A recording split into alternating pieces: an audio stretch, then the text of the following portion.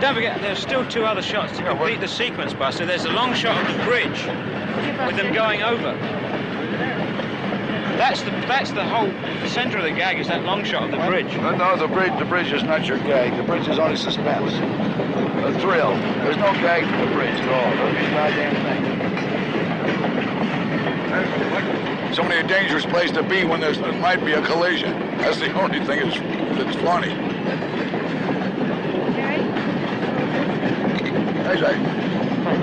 It's only 465 cars, I think. Well, I know the main reason they didn't want you going over the trestle with all wrapped up in newspapers and things. Figured took a good look. The scene we did's a worthless scene. Scene you can't use. So it's a nice scene to have in some time when these motherfuckers has to do a show to their friends or something like that. You don't use it in the picture. Said it was too dangerous. He says, who suggested the gag? He says, you did. He says, I generally know what I'm doing.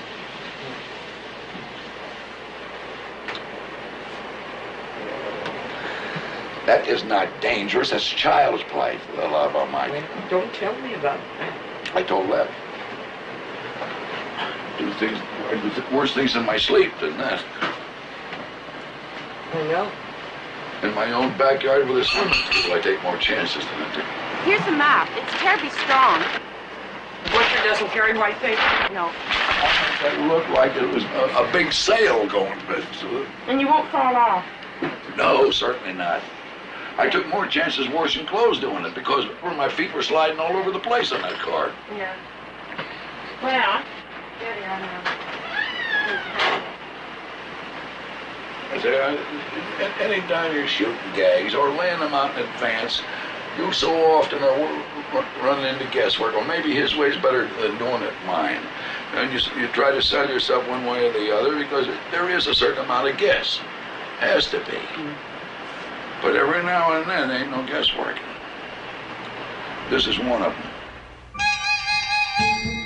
And so, as has happened fairly often in the past 60-odd years, it is decided to do it Buster's way.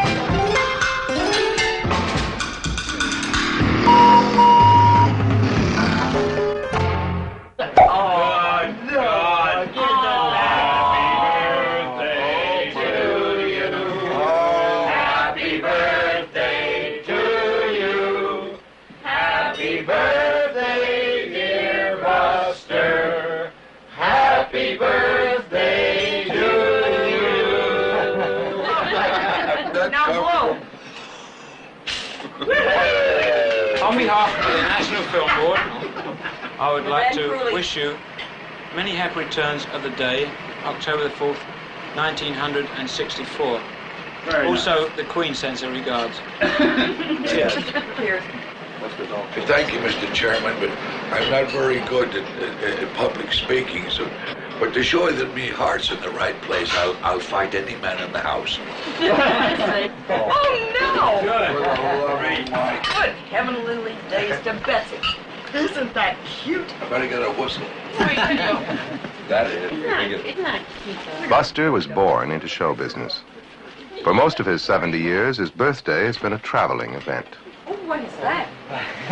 It's a real one. A real steam engine. A really steam engine. It's got a whistle on it and a valve. Oh, the whistle. And they all This work. guy's seen it. They work. When he was a baby, his parents were operating a traveling medicine show.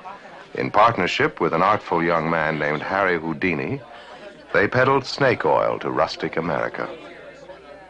The Keaton baby was called Joseph Jr. until Houdini saw him take a nasty tumble. From then on, he was Buster.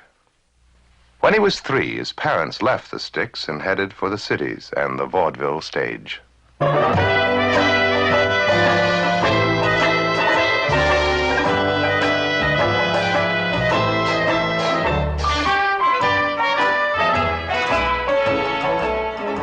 2-a-day vaudeville was the national pastime.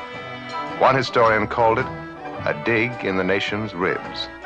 It was rude, rough, sunny, and naive.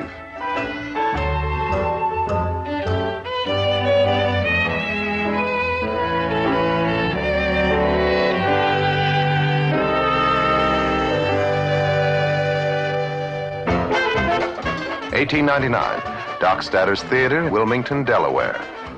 Buster Keaton, age 4, joins his parents' act for a children's matinee. The adults laugh as hard as the kids. Buster promises to sleep late in the mornings and is allowed to stay in show business.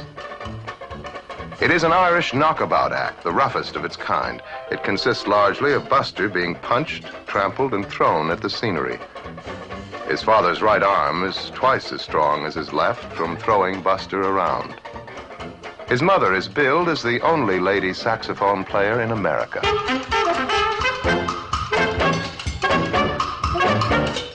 Although Buster loves the work, the law sometimes threatens. Then it is explained that Buster is really a midget.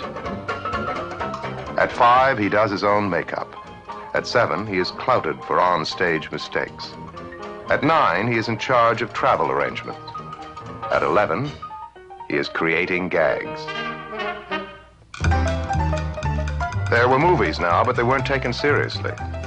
Buster's dad says that nobody is going to put the Keatons on a bed sheet at 10 cents a throw. Vaudeville was the big time.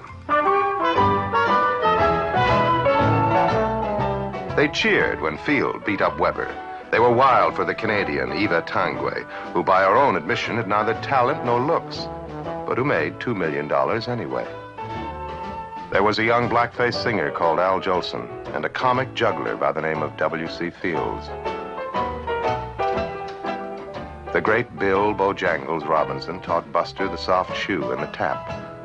And Harry Houdini, who had given Buster his name, had gone on from the medicine show to become the biggest vaudeville draw of all time. The Keaton act would lay off while Mother had a baby. Buster would memorize 30 pages of dialogue and go on the legitimate stage as Little Lord Fauntleroy.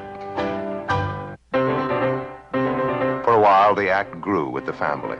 But by 1916, it was breaking up. They had offended the powerful Martin Beck and were taken off the big-time circuit. Anyway, Mother Keaton preferred playing pinochle. Father Keaton was spending most of his time in the saloon, and little Buster was getting too big to throw around.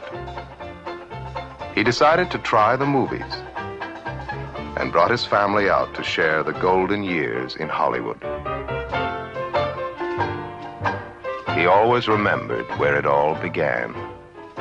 Through the years when he had the world by the tail, through the years of humiliation and despair, the spirit of the vaudeville stage, the spirit to entertain, and above all, to endure, has carried Buster Keaton into an active, graceful old age. Give me a June.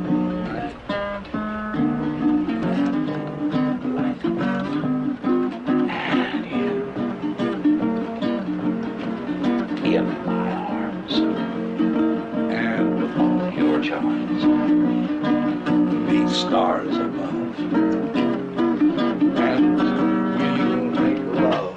I'll hold you, and then enfold you.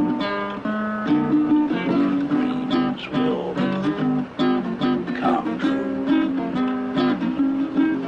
Just give me a June, the moonlight, and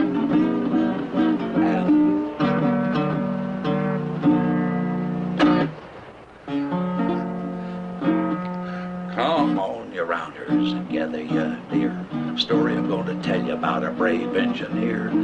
Casey Jones was the gentleman's name, and on a 6-8 wheeler, boy, he won his fame. Pulled out the station with a big heavy train. Kept on going till he struck the main. Switchman knew by the engine's moan that the man at the throttle was Casey Jones. Casey was going at a terrible pace when 444 stared him right in the face. Turned to the fireman and said, "Boy, you better jump, 'cause 2 locomotives are going to." Casey said just before he died, "There's 2 more roads I would like to ride." Fireman said, "What can they be?" "It's the Southern Pacific and the Santa Fe." Miss Casey got the wire that Casey was dead. All the children cried so hard they wouldn't go to their bed.